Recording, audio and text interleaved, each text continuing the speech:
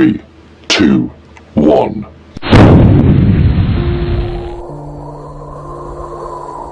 Düşün, sabah uyandın, kahveni aldın, balkondan baktın.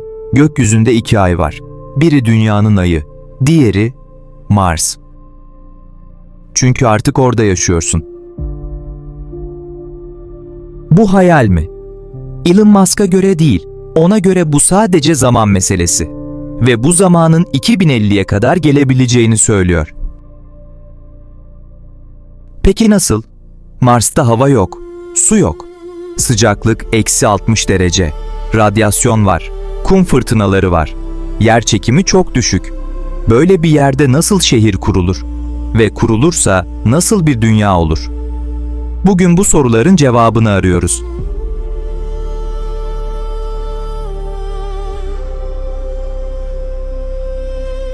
Bölüm 1. Elon Musk neden Mars'a gitmek istiyor? Önce şunu anlayalım. Elon Musk neden Mars'a bu kadar takıntılı? Para için mi? Şöhret için mi? Macera için mi? Hayır. Cevap çok daha derin ve çok daha karanlık. Elon Musk insanlığın yok olacağına inanıyor. Sadece inanmıyor. Neredeyse kesin görüyor. Neden? Düşün. Şimdiye kadar dünyada kaç büyük yok oluş yaşandı? 5. 5 büyük kitlesel yok oluş. Dinozorları yok eden meteor bunlardan biri. Ve bilim insanları diyor ki 6.'sı geliyor. Ne zaman? Bilmiyoruz ama geliyor.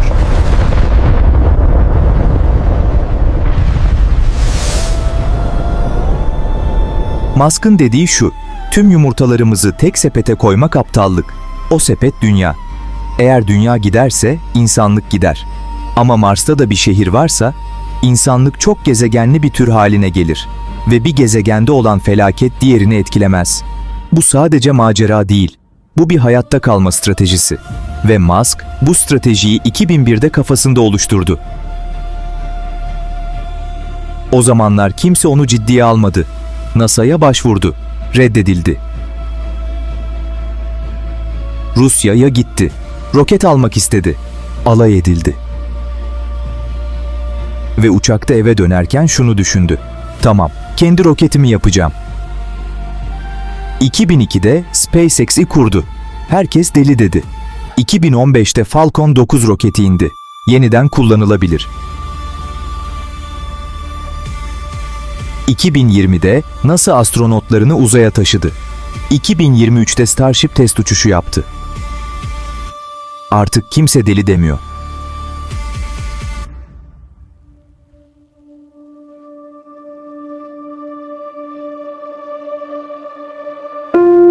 Bölüm 2. Starship ve Mars'a gidecek araç. Mars'a gitmek için bir araca ihtiyaç var ve bu araç hazır, neredeyse. Adı Starship, şimdiye kadar yapılmış en büyük roket. Yükseklik 120 metre, Statue of Liberty'den daha uzun.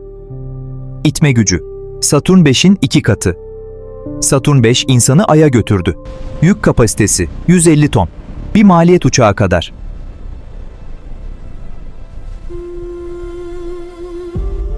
Ve en önemli özelliği, tamamen yeniden kullanılabilir. Bugünkü roketler tek kullanımlık. Bir kez uçuyor, denize düşüyor, bitiyor. Bu da uzay yolculuğunu inanılmaz pahalı yapıyor. Musk'ın hesabı şu: eğer roket uçak gibi olursa ne olur? Uçak her seferinde çöpe atılmıyor. İniyor, yakıt alıyor, tekrar uçuyor. Roket de böyle olursa maliyetler çöker.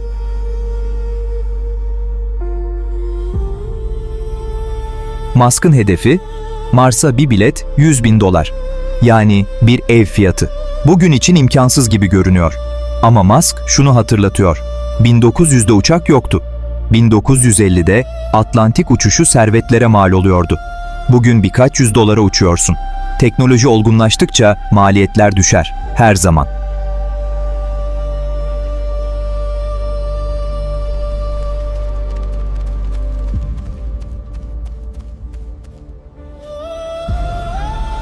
Ve Starship tam bu mantıkla tasarlandı. Peki Mars'a gitmek ne kadar sürer? Mars ile Dünya arasındaki mesafe 55 ile 400 milyon kilometre arasında değişiyor.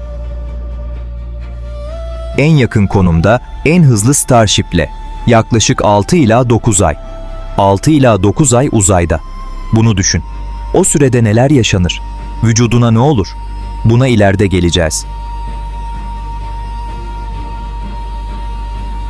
Bölüm 3. Mars'ta ilk gün. Diyelim ki Starship indi. Kapı açıldı. İlk adımı attın. Ne görürsün? Kırmızı. Her yer kırmızı. Kırmızı kaya, kırmızı toz, kırmızı gökyüzü. Ufuk çok yakın. Çünkü Mars Dünya'dan küçük. Güneş var ama soluk. Dünyadan gördüğünün yarısı kadar parlak. Sessizlik var. Derin bir sessizlik. Çünkü Mars'ın atmosferi çok ince. Sesler dünyadaki gibi yayılmıyor. Ve nefes alamazsın. Mars'ın atmosferi %95 karbondioksit. Oksijen yok ya da çok az. Kıyafetsiz dışarı çıksan 60 saniye içinde ölürsün. Basınç dünyanın %1'inden az. Yani dışarıda kanın kaynar. Vücudundaki sıvılar buharlaşmaya başlar. Kulağa korkunç geliyor. Ama Musk'a göre bu sorunların hepsi çözülecek. Nasıl? 3 aşamayla. 1. aşama. Yüzeyin altında yaşam. Beautiful. Yes, it is. We're safe here. 2. aşama. Kubbelerin altında yaşam. Look at them, finally feeling like home. 3. aşama. Mars'ı dünyaya dönüştürmek. Terraforming. Mars'ı yaşanabilir hale getirmek. Bu kelimeyi aklında tut. Birazdan geleceğiz. Bölüm 4. İlk şehir nasıl kurulur?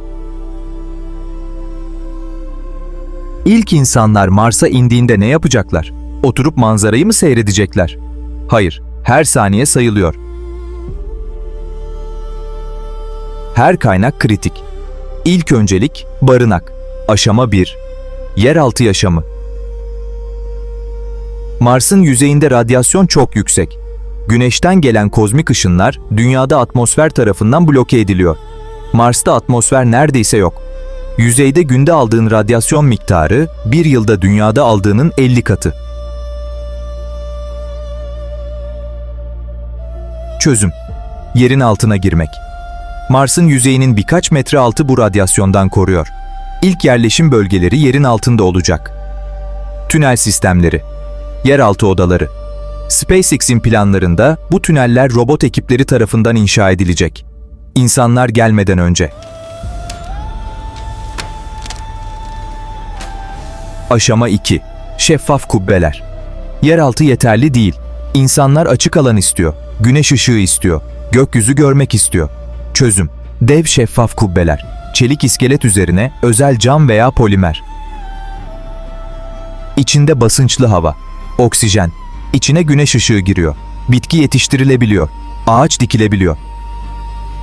Musk'ın vizyonunda bu kubbeler başlangıçta küçük, zamanla şehir büyüklüğünde.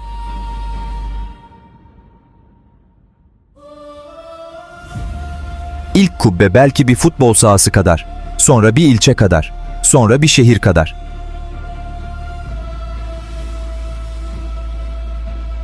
Enerji kaynağı. Bir şehrin enerjiye ihtiyacı var. Mars'ta petrol yok, doğalgaz yok. Ne var? Güneş var. Az ama yine de var. Ve Mars'ın yüzeyinde nükleer reaktörler kurulacak. NASA ve SpaceX ikisi de küçük nükleer reaktörler geliştiriyor.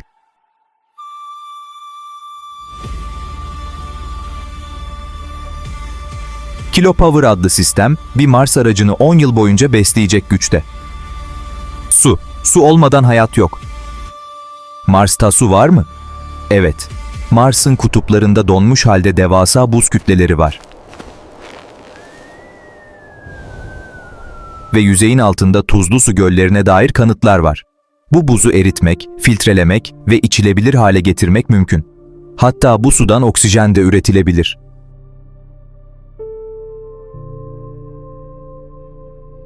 Elektroliz yöntemiyle su ikiye ayrılıyor. Hidrojen ve oksijen. Oksijen solumak için.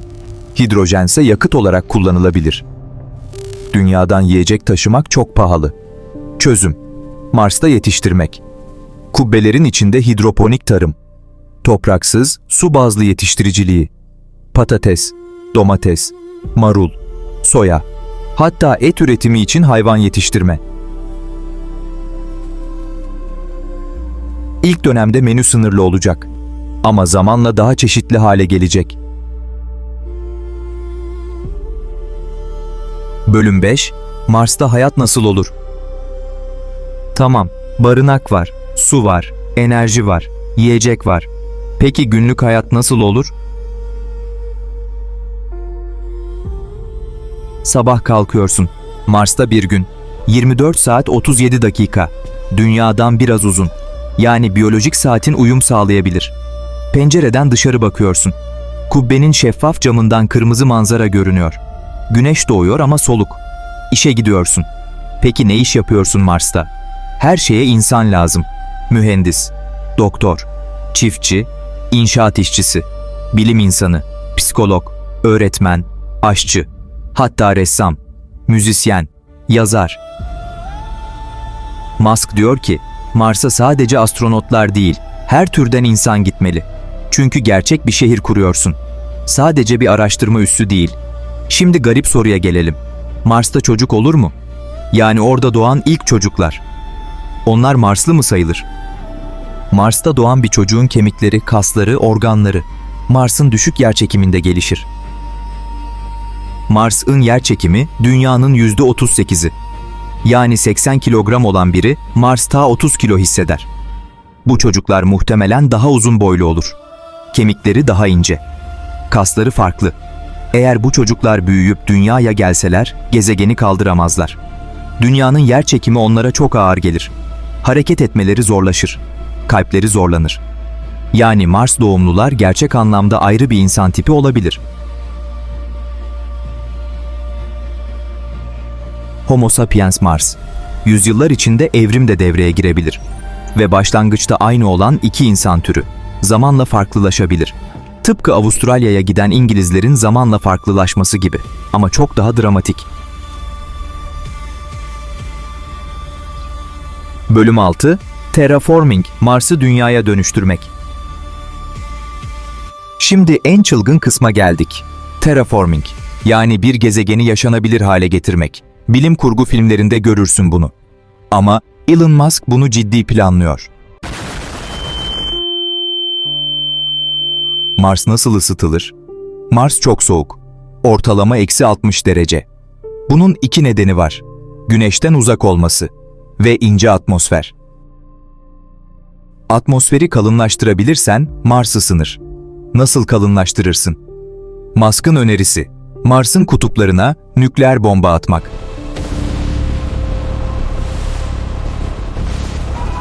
Kulağa delice geliyor ama mantığı var. Kutuplardaki devasa CO2 buzulları var. Nükleer bomba ısısıyla bu buzullar erirse milyarlarca ton CO2 atmosfere karışır. Gezegeni ısıtır. Atmosfer kalınlaşır. Basınç artar. Yüzyıllar içinde Mars'ın yüzeyinde sıvı su akabilir. Göller oluşabilir. Ama bu yetmez. Oksijen de lazım. Oksijen nereden gelecek? Bitkilere ihtiyaç var. Bakterilere, yosunlara, fotosentez yapan organizmalara. Bunlar CO2'yi alır, O2 verir. Ama bunların yaşayabilmesi için önce biraz ısınma gerekiyor. Yani tavuk yumurta problemi. Ama çözülebilir. NASA bu konuda gerçekten çalışıyor. MOXIE adlı deney, Mars Perseverance aracında zaten yapıldı. MOXIE, Mars'ın atmosferindeki CO2'den oksijen üretti. Az ama üretti. Bu teknoloji büyütülürse, Mars'ta oksijen fabrikaları kurulabilir. 200 ila 1000 yıl sürebilir tüm bu süreç. Ama başlamak gerekiyor. Ve Musk'a göre başlamak için en iyi zaman şimdi. Bölüm 7: Mars'ın yönetimi kime ait olur? Bir şehir var, insanlar var, ekonomi var. Peki yönetim? Mars kime ait? Amerika'ya mı? SpaceX'e mi? Tüm insanlığa mı?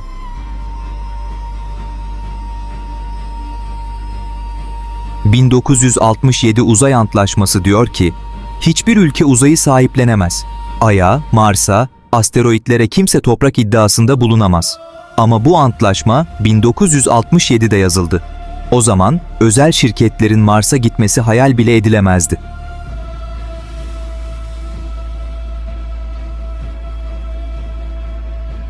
SpaceX Mars'a giderse kim yönetir?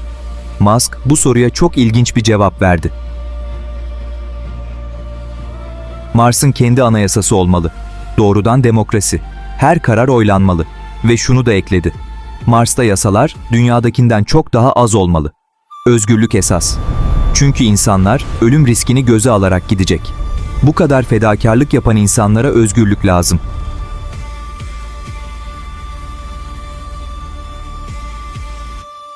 Ama başka sesler de var. Bazı hukuk profesörleri diyor ki, eğer SpaceX Mars'ı kurarsa fiilen SpaceX yönetir. Ve bu tek bir şirketin, tek bir adamın. Bir gezegenin sahibi olması anlamına gelebilir. Tarihin en büyük güç toplanması. Elon Musk bir gezegenin lideri olabilir mi? Bu sorunun cevabı henüz yok ama sorulması gerekiyor.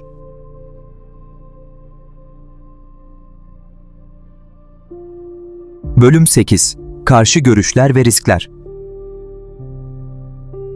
Her büyük hayalin karşısında büyük sorular var. Ve Mars için bu sorular ciddi. Risk 1. Psikoloji 6 ile 9 ay uzayda, kapalı bir kutu içinde. Sonra Mars, ta kapalı bir kubbe içinde. NASA'nın araştırmaları, uzun süreli izolasyonun insanı ciddi etkilediğini gösteriyor. Depresyon, agresyon, uyku bozuklukları, takım içi çatışmalar, uzayda kavga eden astronot vakası bile var. Risk 2. Sağlık. Uzayda her ay kemik yoğunluğunun %1'ini kaybediyorsun.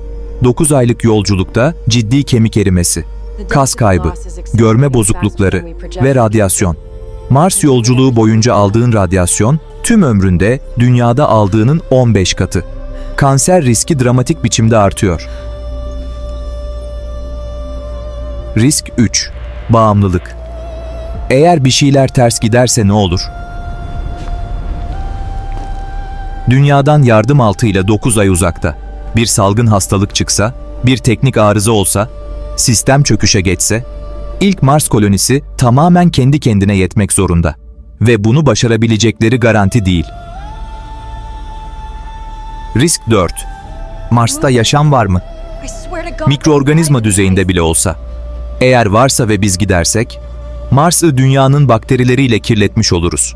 Bu etik mi? Ve tersine, Mars'ın kendi bakterileri varsa biz de onlara maruz kalabiliriz. Uzay karantinası. En az düşünülen ama en önemli sorulardan biri.